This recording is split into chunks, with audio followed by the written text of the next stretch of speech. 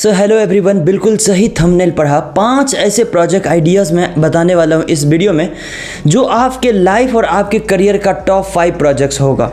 ऐसे तो जब आप प्रोग्रामिंग लैंग्वेज सीखते हो तो कई सारे प्रोजेक्ट्स पर आप काम करते हो, छोटे छोटे स्किल्स पे, छोटे छोटे टूल्स के लिए आप प्रोजेक्ट्स बनाते हो, छोटे छोटे कॉन्सेप्ट के लिए भी आप प्रोजेक्ट बनाते हो।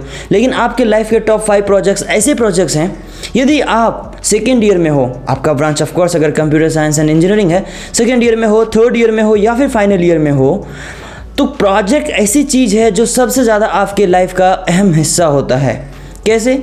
जब आप किसी कंपनी में जॉब के लिए अप्लाई करते हो तो वहाँ पर आप अपनी रेज्यूमे को भेजते हो, और आपका रेज्यूमे शॉर्टलिस्ट होगा या नहीं वो इसी बात पे मैटर करता है कि आपके रेज्यूमे में कितने अच्छे और कितने यूनिक प्रोजेक्ट्स लिखे हुए हैं, या फिर प्रोजेक्ट्स लिखे हुए हैं भी या नहीं।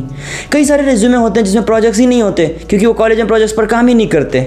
अब क्योंकि प्रोजेक्ट्स पे काम नहीं करते तो फाइनल ईयर में आके उसका प्लेसमेंट के लिए रेज्यूमे का सिलेक्शन नहीं होता, और वो कहते हैं कि कॉलेज वालों ने प्लेसमेंट ही नहीं करवाया। वैसे प्लेसमेंट के लिए अगर कंपनी आ रही है, इसके बावजूद भी आप रिजेक्ट हो रहे हो, तो रीज़न आपका स्किल्स नहीं, आपके प्रोजेक्ट्स हैं। क्योंकि स्किल्स तो लगभग हर किसी के रेज्यूमे में सेम ही रहने वाला है। अगर आपने इंजीनियरिंग की है, कंप्यूटर साइंस ब्रांच है, तो DBMS, DBA, डेटाबेस, ये सब सारी चीज़ें, DSA, पाइथन, जावा, मशीन लर्निंग, डेटा साइंस, ये सब चीज़ें हर किसी के रेज्यूमे में सेम ही होगा। तो हर किसी का रेज्यूमे शॉर्टलिस्ट तो होगा नहीं। तो रेज्यूमे शॉर्टलिस्ट किस बेसिस पर होता है? प्रोजेक्ट्स के बेसिस पर, क्योंकि वो यूनिक होता है। वो आपका एक छोटा सा एक्सपीरियंस है आपके कॉलेज का, तो वो एक्सपीरियंस देखकर आपकी क्रिएटिविटी को जज करते हैं, आपको समझते हैं और आपका इंटरव्यू करते हैं, आपके रेज्यूमे को शॉर्टलिस्ट करते हैं। इसका आप ध्यान रखिएगा, प्रोजेक्ट्स आर ओनली थिंग जो आपके रेज्यूमे को शॉर्टलिस्ट कराता है। अगर आप सेकेंड ईयर में हो तो आपको प्रोजेक्ट्स वहीं से स्टार्ट करनी चाहिए, ताकि आप जो भी छोटी छोटी चीज़ें सीख रहे हो प्रोग्रामिंग लैंग्वेजेस में, आप उस चीज़ का इम्प्लीमेंटेशन शुरू कर दो। ये आप छोटा सा एक्सपीरियंस हो जाएगा, क्योंकि कल क्या पता कल को आपको इंटर्नशिप का मौका मिले या नहीं, क्योंकि ज़रूरी नहीं आपको इंटर्नशिप की अपॉर्चुनिटी मिलेगी भी। सो ऑलराइट, तो आप सेकेंड ईयर में हो तो 3 ऐसे प्रोजेक्ट बनाइए, 3 प्रोजेक्ट्स जो ज़्यादा मिड लेवल के होंगे, एकदम लो लेवल के होंगे, एडवांस नहीं होगा, मेजर नहीं होगा, वो माइनर प्रोजेक्ट्स होगा, मिनी प्रोजेक्ट्स। अगर आपके कॉलेज में सबमिशन का टाइम चल रहा है, अगर वो बोल रहे हैं कि सबमिट करना है प्रोजेक्ट्स, तो वो मिनी प्रोजेक्ट्स भी सबमिट कर सकते हो। तो वो 3 प्रोजेक्ट्स बनाओगे, वो 3 प्रोजेक्ट्स आपको स्क्रीन पर दिख रही है। ये तीनों प्रोजेक्ट्स अगर आप कर लेते हो तो बहुत अमेजिंग रहेगा। आपकी जो टेक्निकल स्किल्स है उसको खोलेगा, आप क्रिएटिव बनोगे, और चैट जीपीटी वगैरह का मदद ले लोगे, AI वगैरह का मदद लेके आप आसानी से इसको सॉल्व भी कर सकते हो। इसको बना के गिटहब पर अपलोड कर सकते हो। गिटहब सीख लीजिएगा यूट्यूब पर। तो गिटहब आना इंपॉर्टेंट है, क्योंकि गिटहब और गिट ये सब अगर आपको कॉलेज लेवल पर नहीं आता है तो आपकी सिलेक्शन होने में बहुत दिक्कत होगी, सिलेक्शन होगा ही नहीं। तो सिलेक्शन होने का मैं मंत्र दे रहा हूँ आपको। तो गिटहब आपको आना चाहिए, गिट आपको आना चाहिए, और जो भी 3 प्रोजेक्ट्स आप सेकेंड ईयर में बनाएंगे वो आप सबमिट कर दीजिए। फिर आप पहुँचिए थर्ड ईयर में। थर्ड ईयर में प्री फाइनल ईयर का प्रोजेक्ट्स होता है, जो मेजर भी नहीं होता और माइनर से थोड़ा ऊपर होता है, मिड लेवल का प्रोजेक्ट्स होता है। तो वहाँ पे एक कोई आइडिया चूज कीजिए। ये जो आइडिया आपको स्क्रीन पर दिख रही है ना, ये आइडिया आपके लिए सबसे बेस्ट रहेगा। हालांकि मैंने 3 आइडिया आपको अभी इसलिए दिया क्योंकि ये 3 में से कोई भी आप एक सेलेक्ट कर सकते हो। जरूरी नहीं है कि कोई एक ही आइडिया आपको मैं दूं और उसी पर आपको काम करना है, नहीं, आप इनमें से कोई भी एक आइडिया सेलेक्ट कर सकते हो। अच्छी बात यह है कि मैं हमेशा वो प्रोजेक्ट बताता हूँ जिसका सोर्स कोड हमारे पास अवेलेबल होता है। तो इस प्रोजेक्ट्स में से किसी भी प्रोजेक्ट का सोर्स कोड चाहिए तो कमेंट सेक्शन में इस प्रोजेक्ट का नाम लिखिएगा। So we will give you the source code as soon as possible and बिल्कुल फ्री। सो इनमें से कोई प्रोजेक्ट्स आप प्री फाइनल ईयर में सेलेक्ट कीजिए और उसको बनाइए, चाहे तो टीम के साथ बना लीजिए या फिर सोलो बना लीजिए, पर सबमिट कीजिए अपने कॉलेज में। इसके बाद आप जब मेजर प्रोजेक्ट की बारी आएगी, आप जब फाइनल ईयर में पहुंचोगे तो फाइनल ईयर में मेजर प्रोजेक्ट्स चूज करो।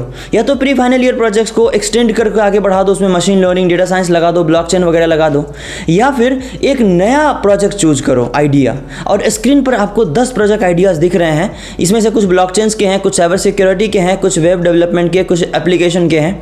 आप इनमें से कोई भी एक चूज कर सकते हो और उसको आप शुरू से बनाना शुरू कर दोगे, क्योंकि आपने ऑलरेडी 3-4 प्रोजेक्ट्स बना चुके हो सेकेंड ईयर थर्ड ईयर में। तो ये बनाना आपके लिए आसान हो जाएगा। इसकी सिस्टम डिजाइनिंग आपके लिए बहुत आसान हो जाएगी, आप इसको आसानी से स्टार्ट कर सकते हो।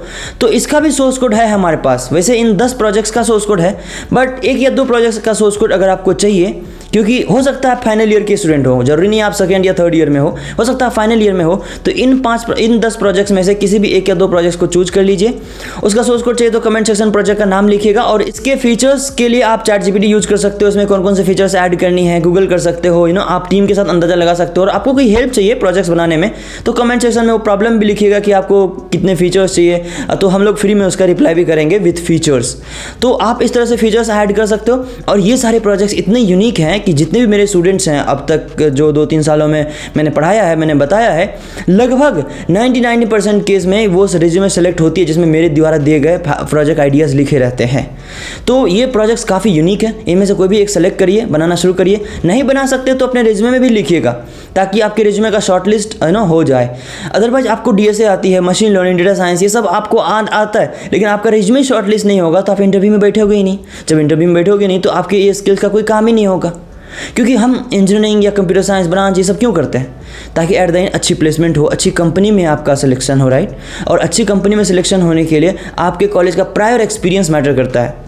कई बार मेरे बहुत सारे ऐसे दोस्त हैं जो अमेज़न या माइक्रोसॉफ्ट में जो गए हैं, तो मैंने उनसे उनका एक्सपीरियंस पूछा तो या तो उन्होंने इंटर्नशिप कर रखी थी, तो इंटर्नशिप्स में आपने क्या क्या काम किया, आप कितने क्रिएटिव थे, कौन कौन से प्रोजेक्ट्स पर आपने काम किया, वो क्वेश्चन पूछते थे।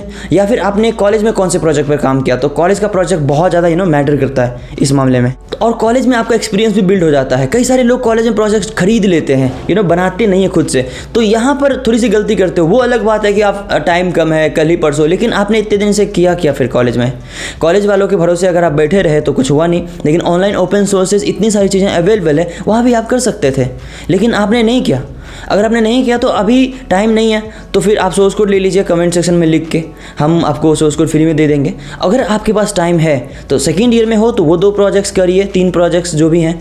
अगर आप थर्ड ईयर में हो तो वो उनमें से प्रोजेक्ट सेलेक्ट कीजिए और एक प्रोजेक्ट करिए। और अगर आप फाइनल ईयर में हैं तो एक मेजर प्रोजेक्ट करिए जो काफ़ी यूनिक हो, और उसकी जितने फीचर्स आपने लिखी है ना, आप अपने रिज्यूमे में शॉर्ट में लिखिएगा कि आपने इतने सारे फीचर्स ऐड किए हैं, आपका ये रोल था।